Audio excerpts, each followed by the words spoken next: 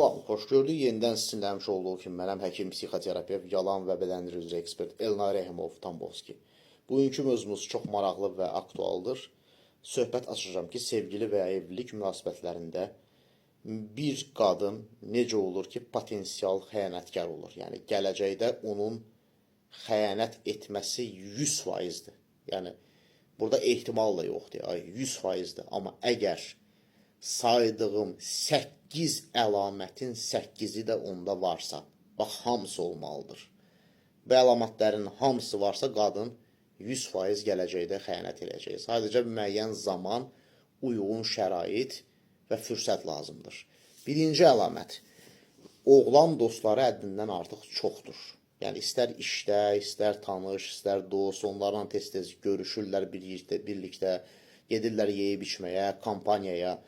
Hər kəsə də məlumdur ki, oğlanla qız arasında, yəni kişi və ya qadın arasında dostluq çox nadir hallarda olur.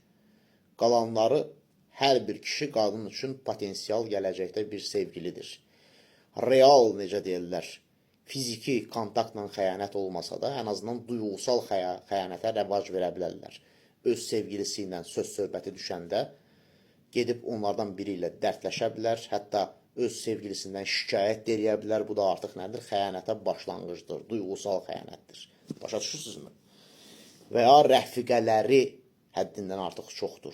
Rəfiqələrin hətta niyyətləri yaxşı olsa belə, ümumiyyətlə, münasibət fonunda bir qadın heç vaxt yaxşı məsləhətçi ola bilməz. Çünki duyğularından yola çıxaraq hərəkət edir. Amma halbuki münasibətin özünün dinamikası rasional şəkildə dəyərləndirilməlidir. Yəni, hətta rəfiqənin çox gözəl, yaxşı niyyəti olsa belə, o, onu səhv addımlar atmağa sürükləyə bilər. Bu çox vacib məsələlərdən biridir. İkincisi, sosial şəbəkələrdə açıq-saçıq şəkillər, videolar paylaşır. Həddindən artıq aktivdir. Düzdür, burada istisnai hallar var. Ola bilər ki, insanın işi budur, bu bizneslə məşğul olur, ya modeldir, ya modelyerdir, ya nəyinsə satışınla məşğuldur, mən onları demirəm. Sadəcə xüsusi bir məqsəd olmadan açıq-saçıq geyimlər, şəkillər və yaxud da qadın belə güclüdür, qadın belə dayanıqlıdır, mən təkliyə alışmışam, sloqanları, heç kim necə deyilər, məni əldə edə bilməz, məni əldə eləmək hər kişinin başı üçün deyil. Yəni, bu tip necə deyilər, sloqanlar yazmaq. Başa düşürsünüzmü? Bu da nədir? Kişilərin diqqətini üzərinə cəlb eləyir. Şuur altında əslində nədir? Baxın, mən nə qədər seksual bir varlığam, mən nə qədər bir dəyərli bir varlığam, mənə yanaşın, mənə yaxınlaşın mesajını verir şuur altında. Başa düşürsünüzmü? Üçüncüsü, bu da çox önəmlidir. İki sevgili arasında bir, deyək ki, sevgililərdən, daha doğrusu kişi sevgilisindən söhbət gedir də, bir problemi çıxanda. Məsələn, deyək ki, qripdir. Məsələn, deyək ki, maşınını bir balaca vurub. Məsələn, deyək ki, cərrah əməliyyat olunubdur. Məsələn, deyək ki, atası ilə anası arasında konflikt var.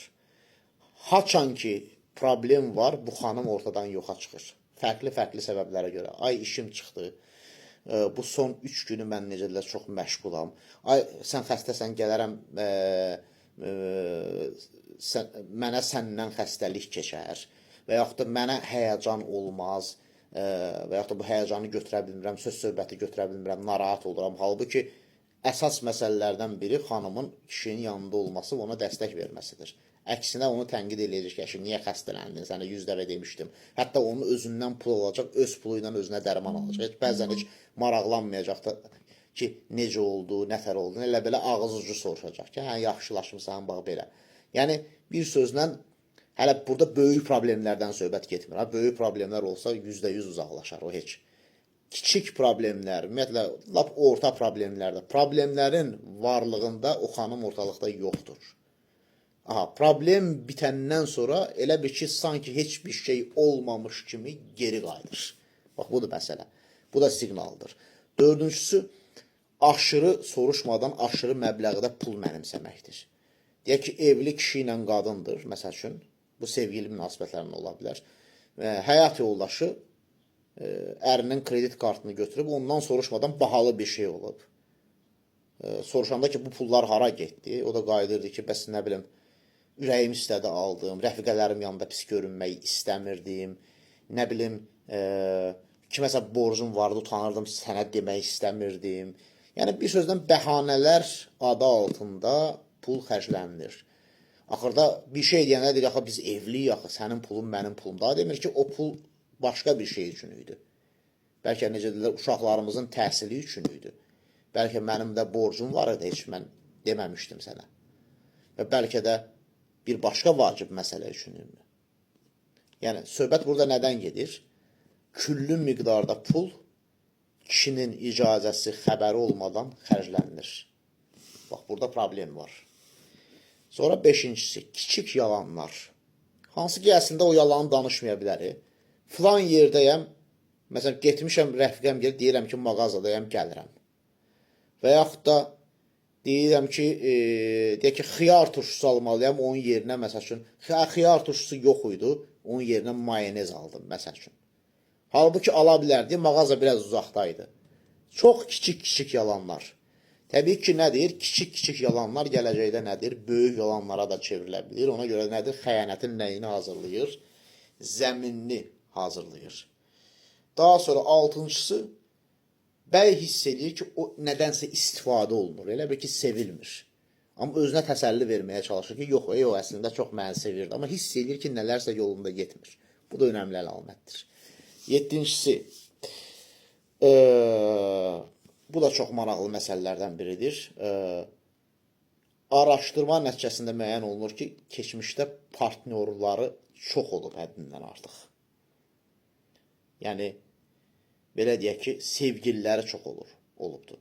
Qadın isə bir münasibətdən digər münasibətə keçid eləyəndə öz səhvlərini çox nadir hallarda dərk eləməyə meyillidir. Qadın assimilyasiya edicidir. Hər münasibətdən bir deyinti özündə birləşdirir.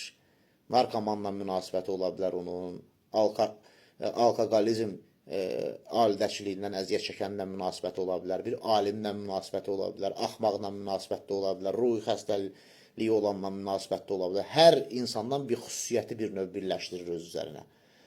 Nəticə itibarilə bir aqressiv, heç kimə güvənməyən, hər kəsə şübhə ilə yanaşan, uzun müddətli münasibətlərdə yararsız və empatiyasiz zəif bir qadın meydana gəlir. Eyni zamanda uşaqlarına qarşı da aqressiv olur. Yəni, bu qadın da nədir? Münasibət üçün yararsızdır. Və sonuncu, 8-ci ən önəmlisi, digər kişilərin fikirləri hər zaman daha üstündür. Məsələn, qadın deyir ki, mən deyək ki, gəzməyə getmək istəyirəm rəfiqələrimlə, Qəbələyə, məsəl üçün, və yaxud da gedir Şamaxıya getmək istəyirəm, məsələn. Yoldaşı icazə vermir, amma o gedir qardaşından soruşur, deyir ki, bax, qardaşım ama icazə verir, dedi ki, getsən olar, getsən yaxşıdır, biraz dincələrsən. Yəni, qardaşının fikri artıq o sevgilisinin və yaxud da ərinin fikrindən daha üstün olur.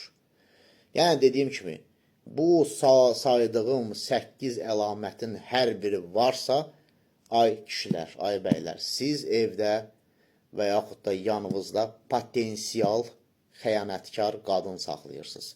Diqqətinizə görə minnətdaram. Sağ olun.